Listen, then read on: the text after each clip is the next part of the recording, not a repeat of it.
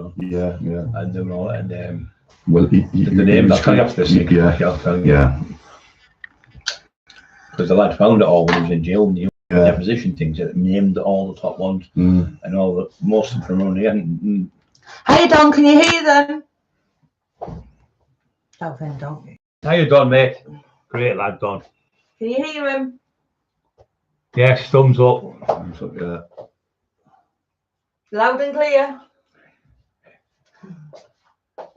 Great friends on again. Kev Kelty. Yeah. Right, guys, we're going to start. There's 11 on, 15 on, so we might as well start. Kevin's back.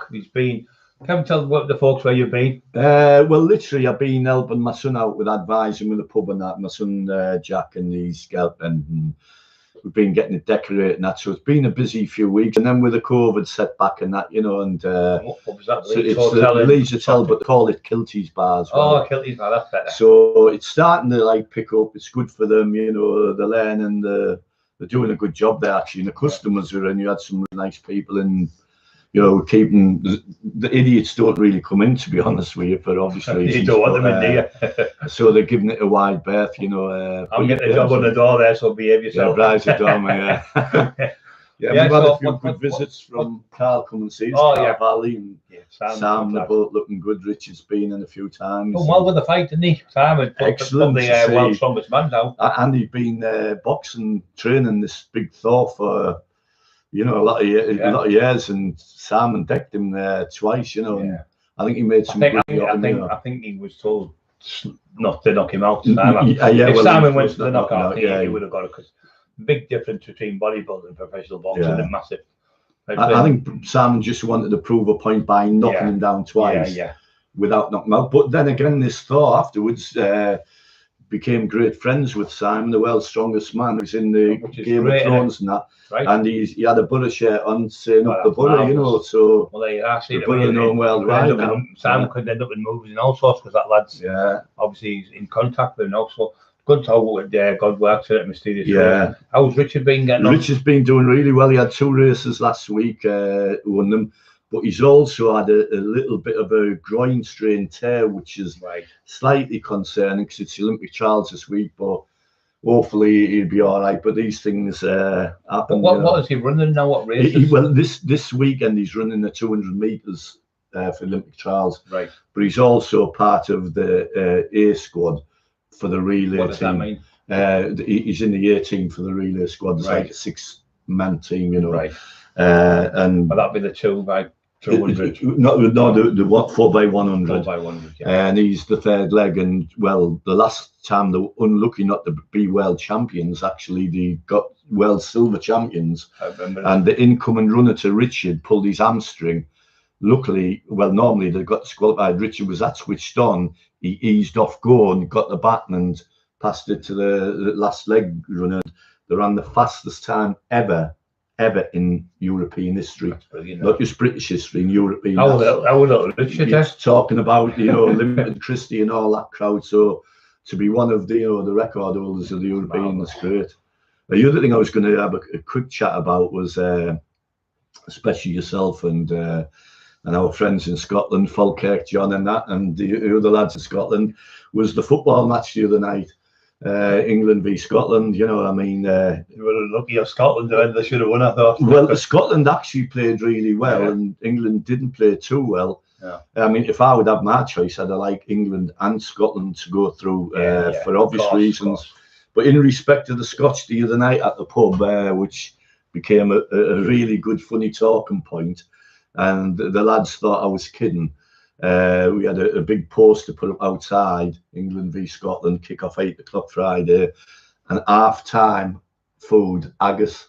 So I got some genuine Scottish Maxwell haggis and done it, but everyone loved it. They left the fucking cheese, the English cheddar cheese was left alone.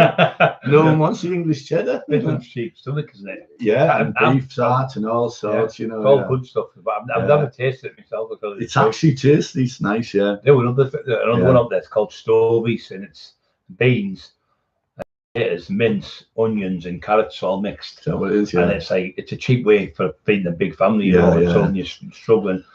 Probably in somewhere in Liverpool it's called Scouse, or everywhere has that where you make a quick tea, can you? And in Ireland they have similar, but if you notice all these foods such as what you're saying, they're all very high in calories and energy, aren't they? So even though people weren't qualified in nutrition, and you feed you and give you energy, you know, and fills you up with it. So it fills you up with a bit of bread and that, a bit of butter. Well, what I'd like to know is what kept the weight on and made William Wallace so big, because by all accounts he was a massive bloke, you know, your size, and you know, maybe not your weight, but a really big, tall, powerful bloke, man, you know, and you think of them, the English got it that day, didn't they?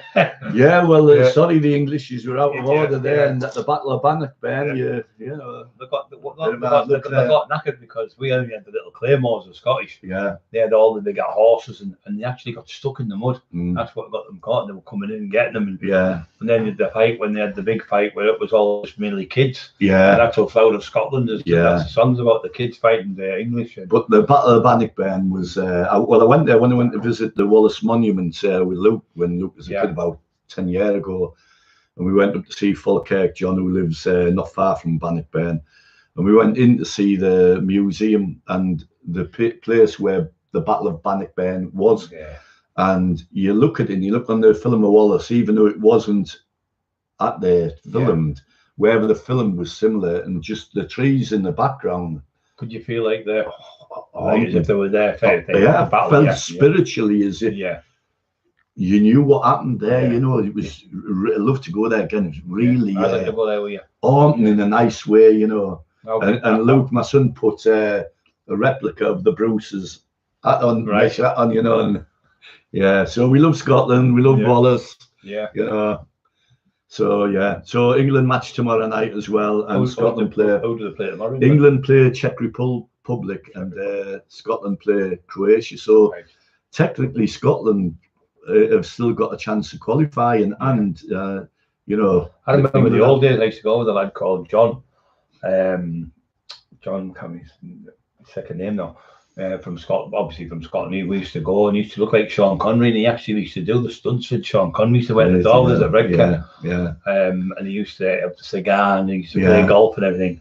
And he's on a skiing thing. It's not real, but he's doing a few stunts for him. We went to see when the English were playing. They'd have to have all the police around them because they'd be fighting them, obviously, because of the carry on 100 years ago. But when the Irish went, the Scots used to just drink with the Irish, and when the Welsh went, they were all right. But when the English come, they had to separate them from the Scots. You know, it was but that'd have been a bloodbath. But you know, going back to the Scottish history and that, I like quite a lot. I love Rob Roy. That's a great film. You know, and obviously William Wallace, Braveheart, a great film. You know, you could have played the part of Walter Wallace. I'd have had to be Irish Stephen, mind you, by the way, you know. Well, do you know what happened is Black Friday is named Black Friday because the Knights Templar, what the Knights Templar were, I went around for the Catholic Church to try to get things like the Covenant and things like that. So they thought the Pope said that they're stealing all the stuff here. So they got a tip off that they were going to kill them on Friday the 13th, Black Friday. So they all went to Scotland and they stayed there for 500 years, you know, generations of them.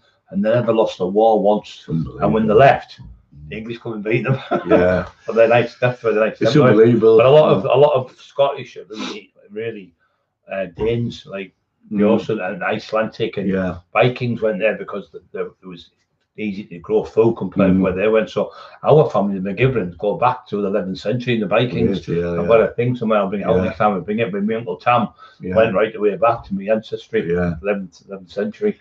But some great stories about Wallace. I read the book on him, about 600 pages, and they don't realise how violent he was, you know, and you know, when he'd go to people and ask them, you didn't see it all in the film, but and obviously too brutal to the film. Too brutal, and apparently he could talk French, couldn't he? You know, and which you seen in the film, So I love Scotland. I intend to go back there soon.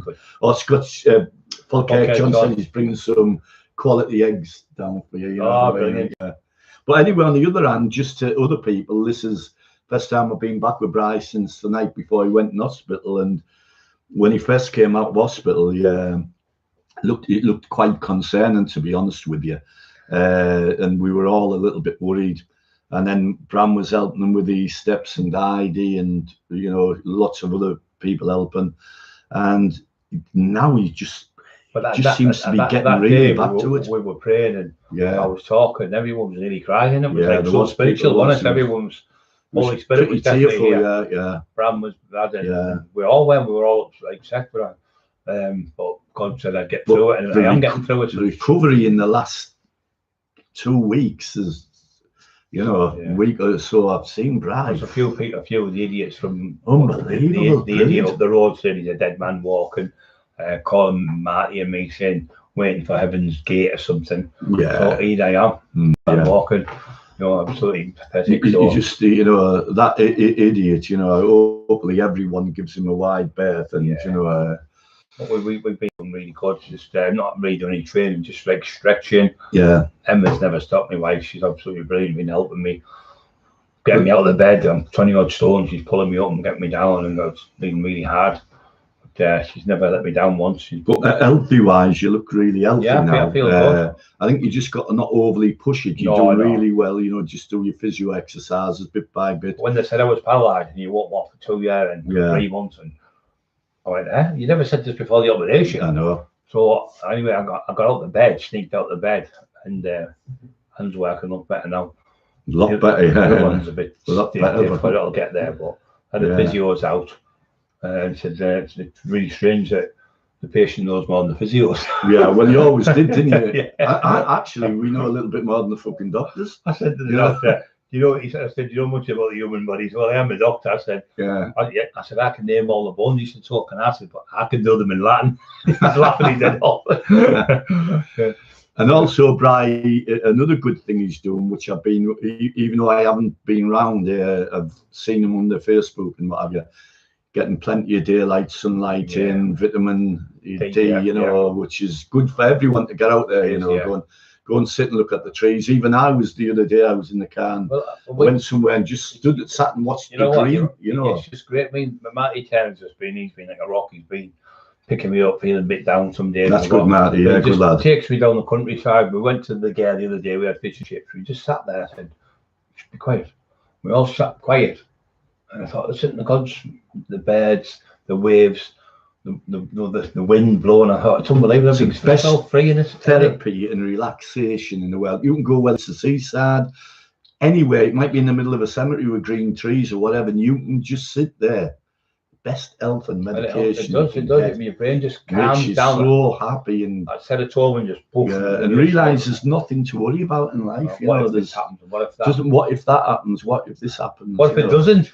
You know, a lot of years ago, I used to have like probably because of my kids, and I wanted to see them grow up, and there'd been a few times where I'd actually came across people where a couple of them had saved their lives, that had heart attacks or they'd been in the pool and that, and I've got a little bit of phobia about death now. I'm not really scared about it all, because the thing is, what I'm looking forward to about death is when I'm dead, I won't know I'm dead. You know? No, you don't know. I won't know I'm dead. People used to say to me, Duffy used to say, you just don't give a shit, do you? You can get doors and what if they stood behind the door with a shotgun? I said, well, you can only kill you. You only kill you. And he looked at me and yeah. You know, but crazy. When you're younger, you don't care so much, but you're older, you think about your family, don't you? You think about your family, you worry about your kids and you also think loved ones, you know. You get up every day, it's another bonus in it, and you go to bed, it's another bonus. Yeah. But like you say, there's nothing better than God's creation, the sky, the grass, and the birds whistling. Like this time of day, we sit up the back. I've got to make upstairs and lay on the bed. I know. I listen to the birds. I'd sit laying on the bed, listen to the birds. Yeah, beautiful. Having the window open, a little bit of a breeze. It's absolutely brilliant. Even I know a couple of people. One person in particular, I won't mention him. Nice lad, but he's obsessed with the weather, and all he talks about the weather. And he says, "Ooh, I reckon it's bad weather tomorrow." Oh, I reckon so. And his whole life he talks about the weather, and it just goes to his head. So when he says, you get a job on the news. When it's been thunderstorms, he comes in and he says in the pub, "Oh, it was terrible yesterday, wasn't it?" I said, "I thought it was great." I said, "I went out for a walk and that." I said, "That lightning and rain, I love that nature." And he's looking at me, he says, "Are you a lunatic or what?" You know what I mean? But I do like the lightning, the rain, and the. You know, I actually like going in the caravan for the rain hitting the roof. When my mum used to have, my dad used to get their hot dogs and watching the old black and white film for the old portable or something. Yeah, it's good. That sound of the rain and nature and Tranquil, seeing the greenery, it's priceless, you know, and it costs nothing, doesn't it? Yeah. I used to sit in the bedroom taking drugs like an idiot day and night. Where you get it next door from, get him 200 quid off him, borrow money off people he couldn't pay back, and lying to people saying, oh, it's just to pay the bills, or it's just to pay this. Yeah. And then you realise now what an absolute load of nonsense. But it's but I got out of that hole. It's good you realise that, and not many people get out of that, you know. I was in that hole and I couldn't get out, and I couldn't get out, and then I thought one day, you can get out. Yeah. And I got out, and now life's just brilliant. I mean, that's a miracle to get out, you know, of stuff like that, you know, especially. 2 years. I haven't taken anything for over 2 years, and I don't intend to take anything out it's again. It's brilliant, isn't it? Because the thing is, it's a worthless, that type of drug is a worthless drug anyway, and it's a nothing. Have a go, and then you want another go. Yeah. You spend my house spent £1,000 on it, and then you want to spend another 1,000. Another thousand, it doesn't do nothing, it just makes you paranoid, and you get worse and worse. Yeah. But being off it, being like married with them and everything, getting off, life's just so good and brilliant, and the days fly. But when you're on that, you're not actually living, you're existing, and you're putting your life at risk, you're putting your family's life at risk, you're not putting food on the table for your kids, and it's horrible. It's probably not as if you're having a glass of wine or a joint, you know, don't smoke joints, or it's nothing about it, is it? You know, if you had £1 billion on that, and you were in the best place in the world, you would be in hell, wouldn't you? Yeah. You would be in hell. It's that, you know. The richest man on the planet. You know, the best food in the world, you wouldn't be bothered or whatever, you know. You could have everything you wanted, and you were addicted to that. You'd take the crack every time. Yeah. That's the addiction. There's a sports car. Do you want the sports car, the crack? You take the crack because the addiction's the mental thing. It's a horrible mental thing, but you can break it because I've broke it. Other people have broke it, so don't think there's no way out. There is, but I think God's the best way out. You've got to pray to God and help. He will help you. That belief in yourself. I think there's, you know, this crack cocaine, like, I know it's horrible, but I think the thing is, what you should do is replace it and get them all off it and just give them that agasai. I think to sort them out, John Scott. Well, the best thing in the world for me is we Tony Granger that comes and we pray. Bram comes and we talk to Carl, Carl Lowry, and really good lad, Carl. Great lad, isn't he? Really good, great lads, and lovely Christians and that. And we're all talking, and I said, we're all brothers, and he was going, go on, Brad, because they're being poorly. Yeah. Coming to see us, they said, the next few days. Yeah. But it's great to have them on your back, you know, like as Christians, and we all help each other. One will be down, he'll phone him, and he'll phone him, we phone each other, and you've got that, and God's with you as well. Yeah. But it's infectious because you get addicted to it, because you do. And it's a good high you get, like Bram said, and you don't cost nothing.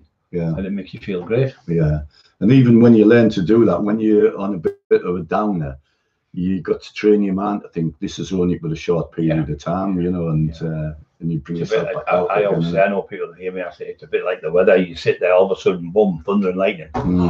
Here's the depression coming, but that thunder and lightning will go just as quick as it goes and comes, and the sun comes. And that's the same as depression, Kevin. Yeah, you know? And as I say, to accept all weathers, don't think because it's pissing down with rain, thunderstorm, embrace that, or the bad weather, the snow, or whatever, you know, the sun, the wind, everything, you know. It's like me the last week or so, I've been in agony with the pain because for 14 years that was trapped. Mr. I didn't know what it was wrong with. I thought it was carpal tunnel, but it wasn't. For all them years it was bad, and starting to get better now. But what's happening now? It's like having a circuit board and it's sending the signals all over. What's it making me abs? But I've lost about 1.5 stone of fat. I've not lost any muscle hardly because I've not been hardly training or anything. I've just been sitting about. But give me a rest, and I think what's happening now. You're right there, recovery. I'm growing through resting. Yeah. And I've trained right up to the day before I went in hospital. I'm resting and the muscles recovering. Yeah, the body's recovering. But what's hurt? I'm hurting. My feet are hurting a bit, and this is hurting. I thought, I read up, it's a good thing because it's proved the nerves are coming back. Yeah, the nerves are coming back and your muscles are knitting back together. Nerves are starting to fire in all directions, you know what I mean? It's a bit like a circuit board when you start that's exactly what it is, It's like a circuit board, and you're starting to illuminate back up again, I said, what's the most powerful computer in the world? I said, it's your brain, isn't it, Kevin? Brain, absolutely, Martin's not like I'm a bloody idiot at times, you know what I mean? A weakness I've got, I don't think there's a weakness, but I've had it since I was a kid. And my dad used to say, my son, our Kevin, he's not right in the head, you know, he's a good lad, but he's not right. He attracts idiots. He attracts down and out, but I didn't. I used to feel sorry for them. Maybe not hitting that me there. Not in a brag, not in a brag. But not, I was on about strange people, you know, like if anyone knows the karaoke singers down Middlesbrough, Rock and Robin.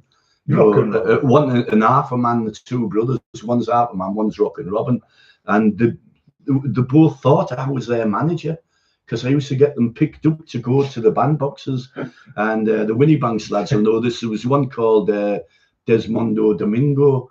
He's probably dead now. He used to sing Buddy Holly. It doesn't matter anymore. There was like something funny. One called Bubbles, who used to sing Johnny Mathis and bring his own song sheet. And I was that entertaining by him, being idiots in a nice way. Yeah. That I brought them to think they were bandbox and karaoke superstars. Yeah. You know, so I'm surprised that dickhead Jamie Boyle hasn't wrote a book on one of them by Rock and Robin, you know. Yeah. So what you've been up to today? Anything? I've just been today. I've just been doing a little bit of the boards, you know, for the match tomorrow. Oh yeah, night. the little things. Taking the Scotland sign out. Give Melanie a lift up to. Do you have a television in there with it on? Yeah, we've got like 1, 2, 3 or 4 with it on. Yeah, right. But the other night with the Scotland match, it was really good atmosphere, you know. Yeah. Even though they didn't get the result they wanted, in one way, if they'd have got the result and they got 3 points and they were on 6, they were through. Yeah. But even it makes it more exciting that tomorrow we know, and Scotland know whether they're going to go through or not. Yeah. So as far as the pubs are concerned, the pubs should be more busier tomorrow. Yeah, because both teams. Because of that. Yeah. But tomorrow, I say at half time, we're going to put some Czech food on at half time. You know. All right. Yeah. What's Czech food? Well, Czech food, bits of garlicky sausage and stuff like that, and cheeses and stuff like that. I was going to put some to dedicate for the people in Artington Road where they're down out.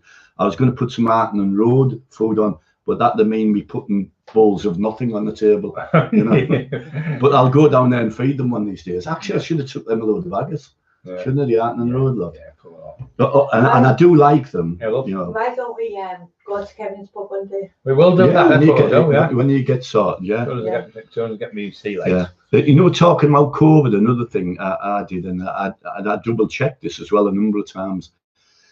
Most of the lads who were on drugs and lasses who were on drugs at Artington Road, I know quite a lot of them, and I've helped quite a lot of them, not to give them money for drugs, but food and things like that, and stop and talking. Yeah. And quite a while ago, I asked a few of them, have you had any COVID tests? Quite a lot hadn't, but a hell of a lot of them had COVID tests. And there's a house there where there's at least 20 or 30 of them congregating in a small area all over last year, summer, the lot. And not one of them's had a positive COVID test. Weird that. No, it's unbelievable, isn't it? Don't tell me that heroin's the antidote. No. Yeah, so, but no, it's been, it should have been end of lockdown today. Go down there tonight, there'll be about 3,000 people. You've got a bag, please. Yeah. Hey, Kev, you said you were going to give us something. Yeah. Where's the haggis, you know? Yeah. Where's the haggis? Yeah. No, Paul Kirk, John, talked to you tonight, weren't we? Yeah, he's a great bloke, John, you know. He's always on the... That was what his missus said. Yeah, that was great, wasn't it? Yeah. I thought for me, they were for him. Yeah.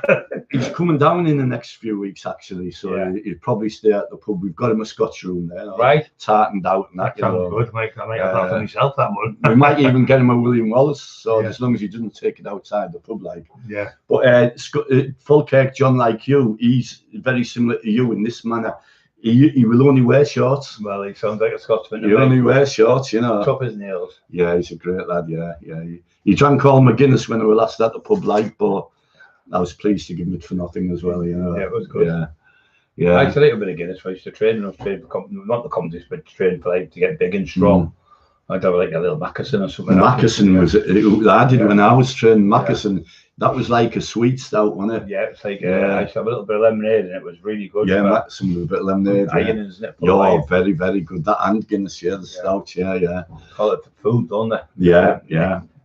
But yeah, it's Falkirk John's bringing you some eggs down, you know. Kevin, what's the funniest thing you've ever seen? Someone's asked.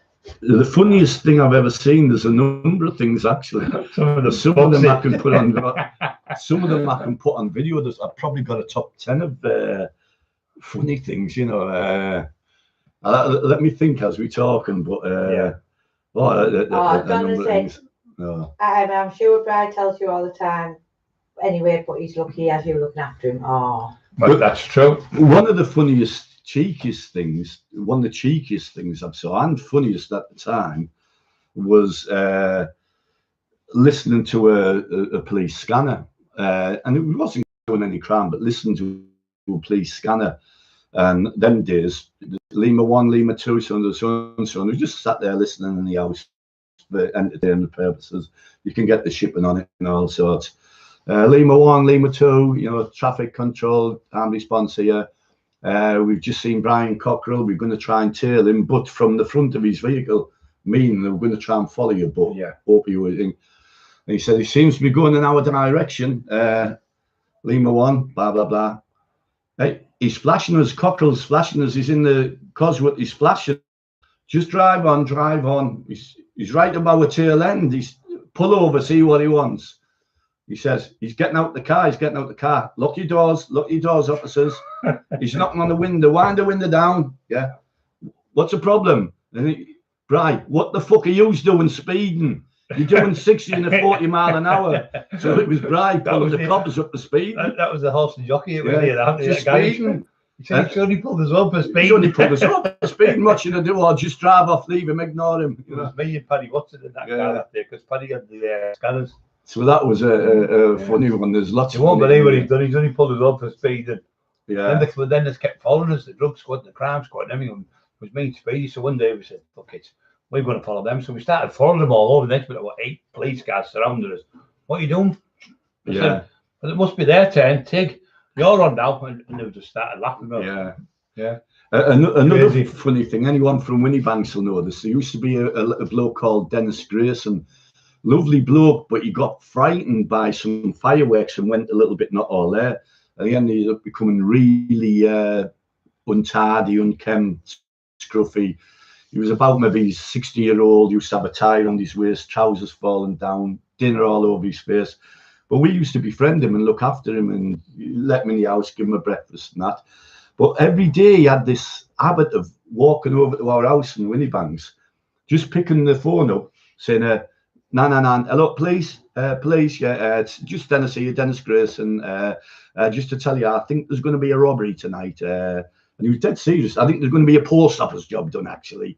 I don't think it's Kevin Kilty, because he's here with us now, but if he is, I'll grass him up if it is him. Also, I believe that behind the Cabbage Club, there was a female rape last night, he said, because I found some socks on the ground, and I think they were lady socks. But he was a... And he used to phone the paper grip, didn't he? Because he said his toes to the light. He said his toes to the light. 999, but you've got to fire me out quick to get there. His toes there. Just the black nose, the black toes. Fire brigade, fire and he sat with me and Kevin was asking what the Beatles. So I said, what was this about the Beatles? Oh, he said, well, that York and all, and I was sleeping with her. He said, John Lennon was getting jealous. He said, convinced. This was them serious as not joking. He was going, I said, no, yeah, he said, they were devastated. We need a new song, we need a new name for this song. He said, I just looked out the window and I seen these Strawberry Fields. I said, Strawberry Fields forever. And that was, he said, I named that song. And I started laughing. He's kicking me, Kevin, keep him going. He really believed he named that song, Strawberry Fields, forever. He just said, love to hear and Kit about Kev's early stories from Winniebanks, absolute legend he is round here. Oh, thank you, thanks. But there was some great stories. And going back to Dennis again, a couple of the young lads, not nastily, they thought, oh, we leg his windows. Dennis had just cleaned all these windows, sparkling, really good. First time he cleaned them in about 18 years, and cleaned them. He went in, and the young lads, only about 9 or 10, got eggs and shot a dozen of them at his window. And he come out, opened the door, dead quick, and they ran away laughing. Went back in, he got a plate and a scoop and scooped them off. He said, I'll scramble them fuckers later. And he did. Somebody said, Simon Page said, great to see you laughing, Brian, and getting better, big man. Yeah. And great to have Kev back on. We've missed it. could you both give us a shout out? It's my birthday, so to Simon Page, can you both Simon Page, very happy birthday to you, and have a good day. And don't drink too much. And remember, it's the longest day of the year today, you know. Yeah, longest day of the year, longest daylight day of the year, you know. I remember another story we were just telling today about when we had the Astronaut pub, and it was the longest day of the year. And there always was a little bit of sentimentality, you know what I mean? Especially if it's not loud, sometimes light till 10:30. And Melody was on the bar, and a couple of the old blokes come in. She was working from 11 till closing time. And they come in, 10:10, it's still light. We looked outside. Longest day of the year today, Mel. No, it's not. Another one come in. Hey, Kev, longest day of the year today. Kev, yeah, it is. And shout me up, said, what do they know? It's the longest day of the year for. How do they know? Another one come in. Hey, longest day of the year today, Mel. She said, I'm telling you what, it's not the longest day of the year at all. I've been on this bar since 11 o'clock, and I think it's flew past. It's a true story, but yeah, people do some bad things, don't they? So, yeah. But yeah, it's great, everyone, to see Bri getting back to normal, and we'll be doing more regular podcasts. Thank you for all the support out there, and people at the hospital, the doctors, everything for helping us, and mainly my wife. And Kevin coming, and Heidi and Bram, and the kids, their family, and just Marty Turner and well wishes from all over.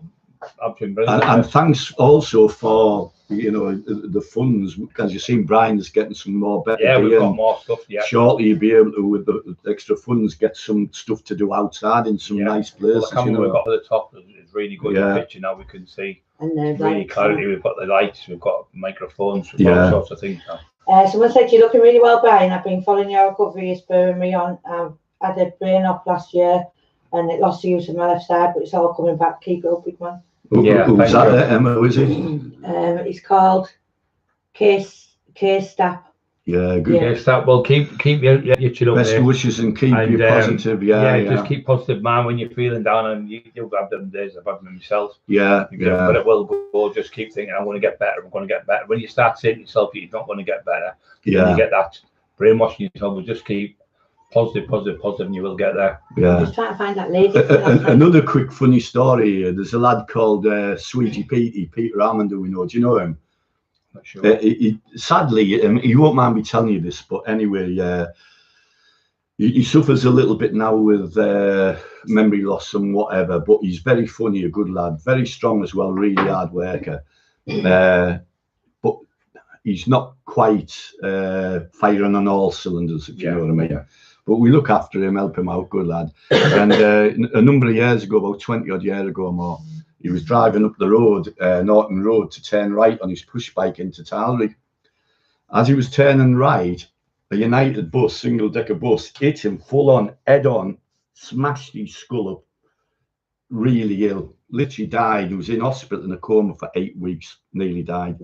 Came out of hospital, dents all in his head, everything.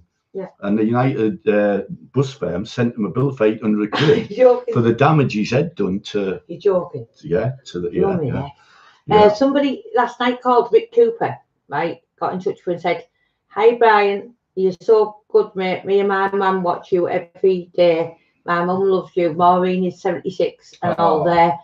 And I love her, Brian. Keep your amazing work up." From little Ricky. So can you say it to little Ricky and Maureen? Thanks for watching, and thanks for the support, and we hope we make you laugh and make your day. 76. What an inspiration there. Brilliant. 76-year-old there. That's crazy, isn't it? Great. It's great stuff, that. Yeah, so I haven't met some really funny characters. This lad I was on about, Sweetie Petey. I'm going to tell a little bit of a funny story about him. I was going down Manchester, I think it was the warehouses one time. I said, "How are you with us, Pete?" And we were driving down. And as we were driving down, as you pass Weatherby, it'll say, you see big signs just before the service station, all them, tiredness kills. Have you seen them? Yeah. Tiredness kills. Then pull over, have a cup of coffee. Meaning you don't want to be tired when you're driving. All the way down. I said, "Can you read them, Pete?" He says, "Yeah." And he's looking dead concerning. Tiredness kills. On the way back again, I was going, "Look, tiredness kills."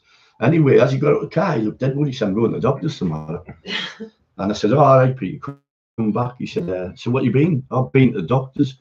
I said, "What for?" He said, "Just to tell him I'm dying." I said, you are? He said, I went to the doctors today and said, doctor, I'm dying. He said, how do you know? He said, I'm tired. The doctor said, what's that got to do with it? He said, well, I've seen 10 signs on the motorway saying tiredness kills. The doctor giving me his heavy duty antidepressants. Yeah, it's a true story, that. There's one in Redcar, reminds me of the bus in there called Big Bird, and he got run over by a bus outside the Redcar Workmen's Club. Yeah. But it really did cause him loads of injury and brain injury and all that. Anyway, so it went on for years, his claim against him. He had a massive claim because he was really, really injured. And just as he'd started using his hands and stuff, he was helping the next door neighbour move a table. And the bus depot had the insurance people watching him for all that time. And we're just about to stop watching him. It was about a week before payout. And they got him and they never got a penny. Terrible, that, isn't it? My same mate, Peter, he decided foolishly to buy himself one of them Rev & Go motorbikes. And this is, again, 15 years ago. And they told him, he went to Tilson's. And he usually just show you didn't need a license and the Rev & Go. And he went there 3 days on the trot and they couldn't do it with him. So they just said, oh, just take it. So he took it and he come to our house with the helmet on. And he said, have you seen me bike? Have you seen me bike? Oh, yeah. He said, everyone knows me. Everyone knows I've got a new bike. I said, I would know, Pete. I said, you've got a crash helmet on. He said, oh, they know me. They keep bibbing the on. I said, is there any particular movement to it or routine? He said, it's usually when I'm near the traffic lights. And I says, do you know what colour to stop on? He says, I'm not sure. He said, I don't know. He said, I just know there's some traffic lights. So he's on red, he's going through and they're all bibbing and he's waving, think I know him, you know. Everyone knows. See, I've always been surrounded by idiots. Bri's been the most sanest he is around us, you know. Yeah. I've nearly sent him over the edge a few times. What's the funniest thing you Brian have done? Oh, that many times. Just Sean Flaherty, solicitor. Can I ring you later on? And if I'm allowed to tell, I'll tell it in the next episode. The funniest thing. But there's been a number of ones, you know, quite a few of them. One in particular, when very seriously, there was me and Michael Flanagan. I was in the back of the car, Michael in the front, and Bri at the side, you know, 23 stone, then Bri in the window down. And we're going down a big roundabout. I remember it. Here. And a big Arctic come on the inside, and it was literally a foot or two away from us, and Michael was trying to get over towards the other side of the roundabout. There's no room. And Bri said, don't worry. He said, I'll just push it out the way if it comes over. You remember that? Yeah. Yeah, we've done those bunches. Yeah, a few times, wasn't there? Yeah, some great stories. We used to have some good times in the gym and all. Yeah, and the gyms were knockout, you know, when you know, so Bri with his leg press, or someone would be doing a really, or what they thought was heavy bench, and we tried to get one rep out there like 250, 300, and Bri would go over and say, can I join in a minute, mate? Yeah. What you doing? Are you doing triceps? Barbell curls? And Bri would get in. You know? People actually used to stop training when Bri went in the gym. Yeah. But they used to go when he was in the gym. So if they knew he went to the Arm Fitness World at Bill Boyd's at 6 o'clock, it would be chock-a-block, but no one was training. But they'd be on a machine, sneakily looking at Bri, you know, and wanting to see him because the strength was unbelievable, and the crack with Bri Flaherty was unbelievable. Bill Boyd, yeah. Bill Boyd loved Bri. He idolised him. Yeah. Idolised him. Yeah. In fact, I'll tell you how much Bill Boyd liked Bri, because Bill Boyd's dead now, God bless him. But he used to have long arms and very short pockets where he didn't like to spend any money. But he once actually bought Bri a cup of coffee. Yeah. Didn't he? Remember that? Yeah. And then when he did, he asked me to pay for it. He took me to Mr. England in Gateshead, Newcastle, like that. And Dorian Yates was there. He was thinking, but he was big. I don't anyway. Big table, about 12 as that, and he shook my hand. I never got to speak to him. And then when he got on stage, wow, unbelievable! He did a lat spread, and you couldn't see through his arms. His calves were just unbelievable. Lovely lad, like. Everything just unbelievable. Skin condition, colour, perfect. Called him the shadow because he come behind you as the shadow. And he used to say that about me. You and Bri come because the sun used to get blocked out. I took the clips of the sun every 5 times a day when you keep walking down many banks. You know what I remember doing triceps. Somebody was benching 400 pounds, which is a lot. Marty, there's another one I trained with him. I was doing £350 tricep press. Yeah, doing tricep. Then another one was doing £300 deadlift. I said, "You finished?" And yeah, and I got it. I started curling it with 40 kgs curling. Going, Kevin, what time we got that thing? I'll do it. Just take the piss. As if he was warming up with it, but you know. And I tell you, used to go mad with Paul Epstein. He said, "Right, you've got every 20 and every 25 key plate in the gym on the leg press, and you've got Mark Johnson sitting over the 50 key dumbbell, Ali Johnson with a 50 key dumbbell, Kev Kilty, Sunday Church." He said, "You've got anyway." Paul used to sit there. He said it was about. Everyone used to be cheering me on, didn't they, Jim? Some of them bars are still in the back of Denny's behind the sauna. What you've bent that much, you know. Yeah. Still there? Yeah, still there. Yeah. A lad went in a couple of years back and said, "Who's bent them bars? You together?" I said, "No, Black Cock." Yeah. we were at a place when we as Conley's and the lad said, "I remember, was it Ray the other week who was going to fix the car?" What was he called? He said, "Oh, I remember when you used to be squatting £700 like 30 odd years ago. No one was even doing it in the world." I can't remember his name now. From Redcar. Yeah. Brilliant. Yeah, he was there. I tell you, who's been putting a few good posts on. I totally agree with him. Some of the fools, and I call them fools, who train and should know much more about health. The oddballs have disagreed with him. But Eddie Elwood's put some great posts on about this COVID and medicine and facts where people are running scared. And it's good to reassure people it's not as damaging as you think. Yeah, we want rid of it and all that and back to normal. But you see some kids there out today, and the kids are walking outdoors this weather with masks on alone from school. Them kids are going to be in fear for illness the rest of their lives. Well, they said that you needed the vaccination. They were saying to people, if you want to go on holiday, then we found out the other week off Max Steel, didn't we, that the 2 American airlines had refused to take you on if you had the jab. Now Spanish and Russian airlines are refusing to take people on if they've had it. So I don't listen to none of it. I just get on with my life. I don't listen to it. If it's going to happen, it's going to happen. We don't have At the end of the day, it's just one of them things. It's just like swine flu was going to kill us all. The red death, the black, the plague. You've got to, you know. You've got to, people. There's always something going to come, a virus. What's your views on the vaccine, the same?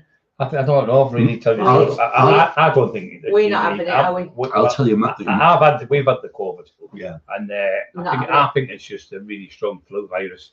I don't think you need the vaccine. I think the vaccine's just. We got told by a lad who makes it, it's £800 to have the vaccine, £400 for each shot. It doesn't cost that much to make. So these pharmaceutical companies are the richest people in the world, and these geneticists can change it.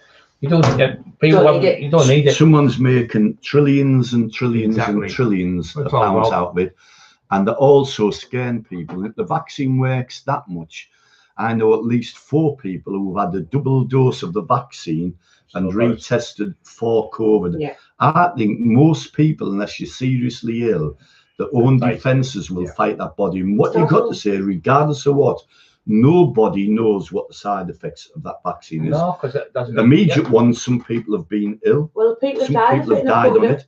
I know one person who the only side effect he had of that vaccine was sudden death. Yeah, I know a few people who've had it, and you know what they can't do? They can't lift their arm up the shoulder. Frozen, and they went in. They said there's about 20 people gone now in the arm, and they can't lift their arm past the can't get over. He said it might be like that forever.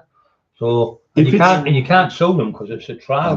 You can't sue them for it. If it's that good, why hasn't lockdown ended totally today? Exactly. Yeah. They're just trying to push it further, and with young and all that. It's all been a mess up. Even Facebook covering it up and all that, haven't they? And I think this Matt Hancock, who doesn't have a clue about medicine, he'd been given contracts with other things to his family worth millions of pounds. I think he should be jailed. I really do think he should be jailed, no matter what. We don't know what they're talking about. I mean, your body has been here hundreds of thousands of years. We've been here on this planet. We've beat all the red deaths, the AIDS, all the other things. Our immune system, the white blood cells build up. Once you build them white cells up, it gets rid of it. Once you get a cold, you don't get the same cold back again. So I don't know what they're on about. Have faith in the human body. Our mum never had 6 kids. She had 6 kids and she never had one of us vaccinated against measles, mumps, or what's it called, chicken pox or anything like that. And we've never had one injection. The worst thing I ever got was whooping cough, and I've had nothing wrong with me. I mean, don't get me wrong, the people have got it, people have died. People have got it, and people have died. 90% of them are old people. Well, a lot of them are older. And did you know this? And most people who've had it have died, haven't had anybody. Yeah, it's a lack of vitamin D. Yeah. It's one of the main things. L71, hello, Kev. Hello, Thank you for the wishes about my dad.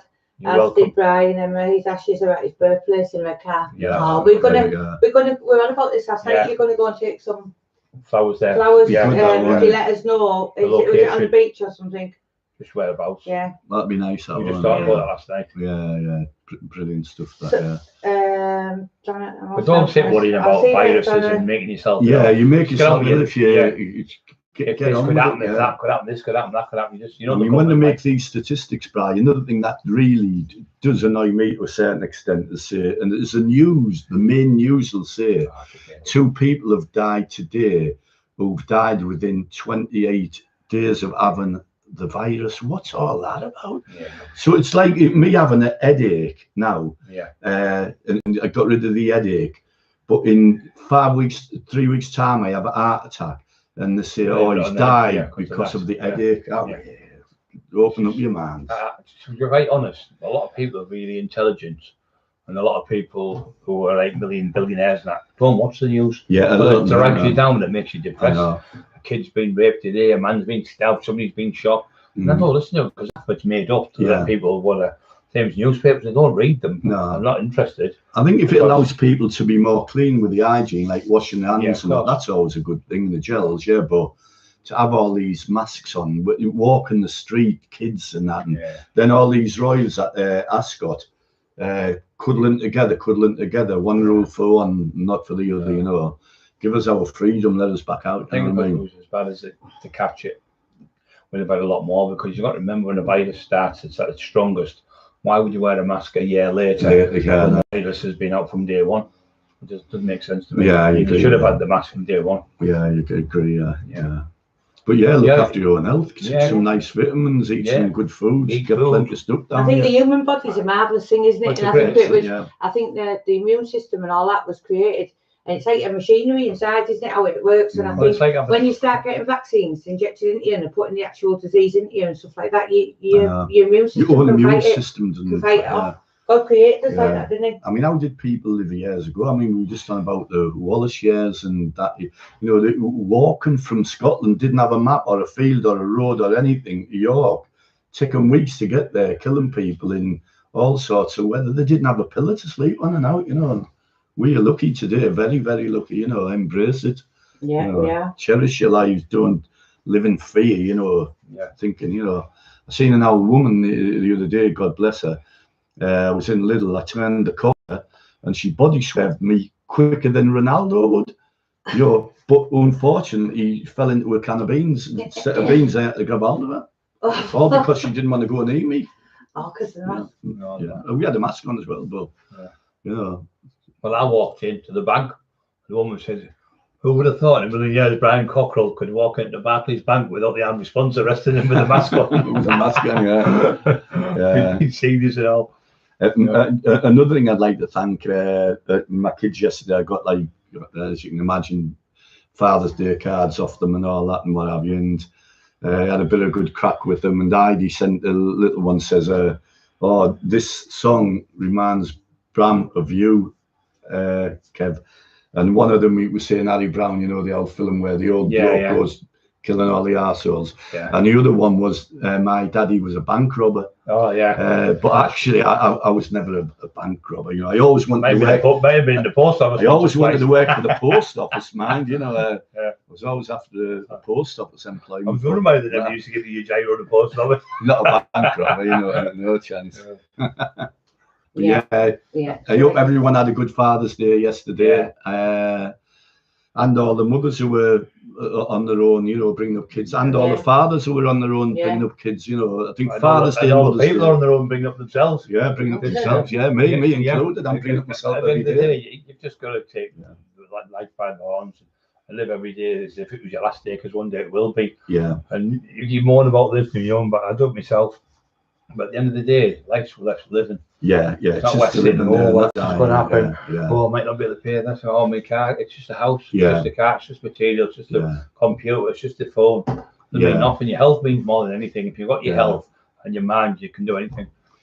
Yeah, watch some good films. I watched another film just on my own at the end of the night the other night, and I've watched it a number of times. It's Clint Eastwood in The Line of Fire, where he's the president's bodyguard. Yeah. And the bloke who's the C10 man, is that what they call him? The C10 man, the wet boy. He plays a great part in, you know. Yeah. And the funniest part I like the film is where he's got this gun which is made of whatever, and he's at the pond, and them two shooters come over saying, "What's that?" And they say, "Can you have a go of it?" And then shoots a duck. Yeah. And then they said, "Yeah, it's nice that, yeah, what have you got it for?" And dead seriously says, "Well, I'm going to kill the president." Yeah. "What do you want to do with that for?" And he says, "What did you kill them ducks for, arsehole?" Yeah. Dead seriously, and he sits down looking at the water. Don't be doing that, like, but I'm just saying it was a good film. Yeah. And I want to watch just for a really good laugh again, Billy Liar, the black and white. We know someone. Billy Liar. I phoned you up and I said, "You won't believe this." Same time as I said. And he phoned up me and he went, "I'm not going to say." I said, "Billy Liar." And Billy Liar, he knew what I was saying. And I was going to, and everything in it, he wanted to be an author. Yeah. He pretended to be an author. He was working at a graveyard, but like undertakers. Yeah. Yes, I've got my manuscript. I'm coming to London. Yes, I'm putting. He was talking to no one on the phone. Yes, I will be there. I've got the manuscript. Yes, I've written a story about him. Yes, we'll do a movie. Yes, I can do that. Yes, he's on the phone to the army. Yes, I'm in the army, an army officer. Yes, we'll match down there. Yes, I've been trained by the army. In the band, in the marching band. In the band.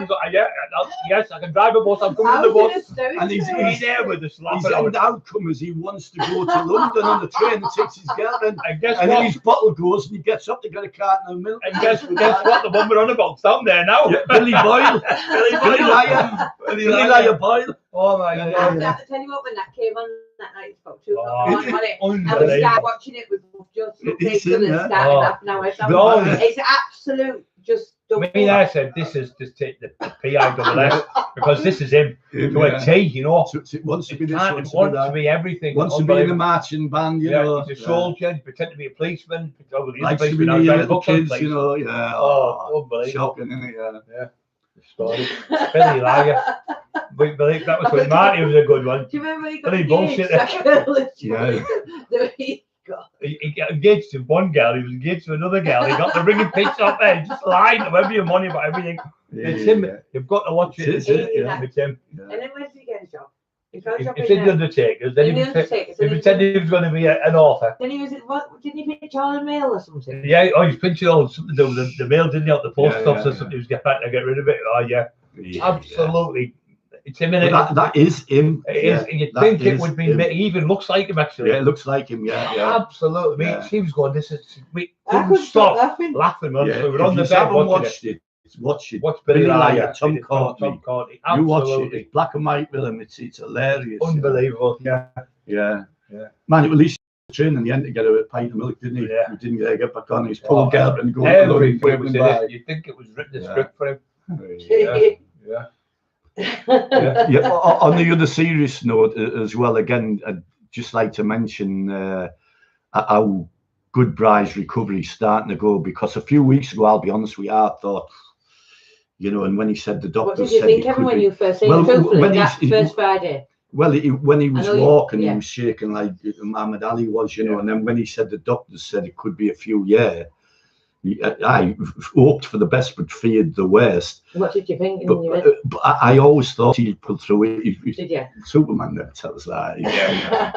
I always knew he would get there. I had faith, but then when you visually see him today, I thought it would be a lot more weeks, a lot more. And sat here was having a laugh. Then, I had to improve the people out there because everyone's going mad. Where's Kevin at? Where's Kevin? I'm getting the blame because I'm bad. Kevin's getting off with it. He's having the tea all the time in the pub, eating haggis and with the Scots and the English. And I'm sat there on this hospital bed, agony with the neck, but the pain, you've got to just go through it. And then you know you're going to get better. But the good thing is Matty Chen has been, and I can feel my hand and my arm now for the first time in 14 years. My hand, that one's a little bit numb. I can still feel it. I feel my face. Couldn't feel my face. All my nerves were all crushed. When we had, like I say, the 5 vertebrae were all crushed, so they sorted them out. put the spinal column right as well. But they did nick my spinal thingy. We found out, didn't we? Yeah, you were saying that sounded really concerning.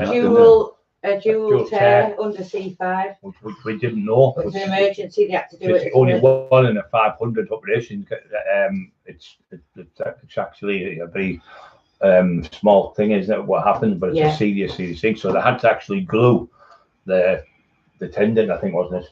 And then put some type of glue and sutures in it. I mean, so that's why it took 7 hours to do the operation. It's a risk of sudden death and paralysation, isn't it? You know, and I think obviously with them first few weeks when you're wearing this intense pain and disabled to a big extent. Well, I couldn't lift my hand up. I couldn't lift my hand up. I couldn't move my neck. It was just completely gone. and moving it now. I'm moving about, I'm getting up, so I'm definitely getting there. But this hand's still really bad. About 75% bad. This one's about 80% better now. I couldn't move it at all, so it's getting there. So I think it's reassuring and therapy for anyone else watching. Yeah, even if you're ill with any form of illnesses or diseases, you know how much your mind can be a positive thing. It doesn't have to be positive all the time. Yeah, you're going to feel down and maybe tearful sometimes, but look at how you're going to get better. I was lucky I had a because I said one day, I feel like effing killing myself. I said, I'm going to kill myself. So, well, how are you going to kill yourself? I'll just get a knife out of the kitchen and cut my wrist. He said, well, how are you going to get there? You can't walk and your hands are paralysed.